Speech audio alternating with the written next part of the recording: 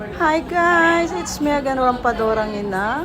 I'm back to my vlogging. Na-miss niyo ba ako? So ngayon guys, ang aking iba-vlog ay about sa may Korea trip. So ito na nga guys, binisita ko yung Gyeongbokgung Palace dito sa Korea, kung saan makikita lang natin to dati sa K-drama. Sa mga fanatic ng K-drama, samahan niyo ako. I-tour ko kayo dito guys. Let's go! So ito na nga guys, this is it! Dati, pinapanood ko lang to sa mga vlogs. Ngayon, ako na. Ito na guys, nakasat na ako ng handbook. Kaya papunta na kami sa loob ng palasyo. Pop!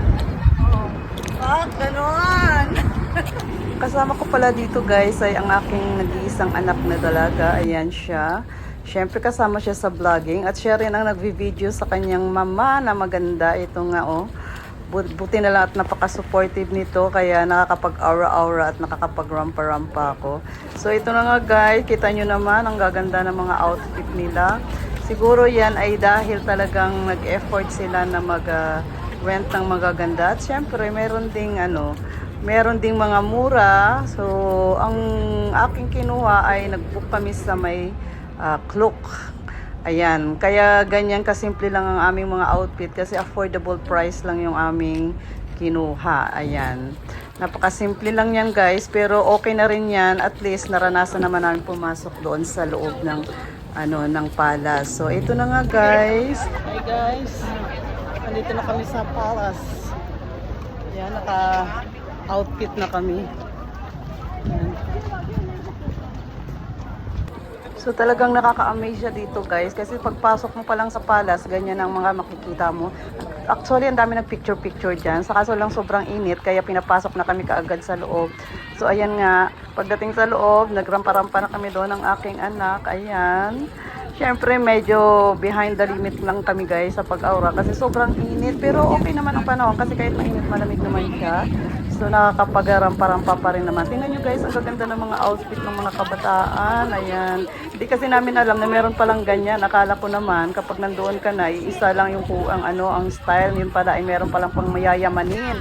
So simple lang yung amin. Kaya okay na rin, di ba? So ayan na nga, importante naman ay makapasok kami sa loob kasi dati nakikita lang namin to sa may mga K-drama. So ayan, nirampahan na namin. Sobrang lang. Sa ngayon guys, hindi masyadong maraming tao kasi yan ay weekdays. Marami daw dito kapag weekends. Kaya swerte namin ngayon kasi hindi daw masyadong siksikan. So ayan, malaya kaming makaikot-ikot dyan sa loob. Yun pala guys, kapag ikaw pala ay meron ng nakasis ka na ng ganyan, ay free entrance na siya. So, okay na rin kasi yan ay nakakuha lang namin sa halagang 400 plus sa Klook. Pero teka guys, sasayaw muna ako, hahawak ko ang beat.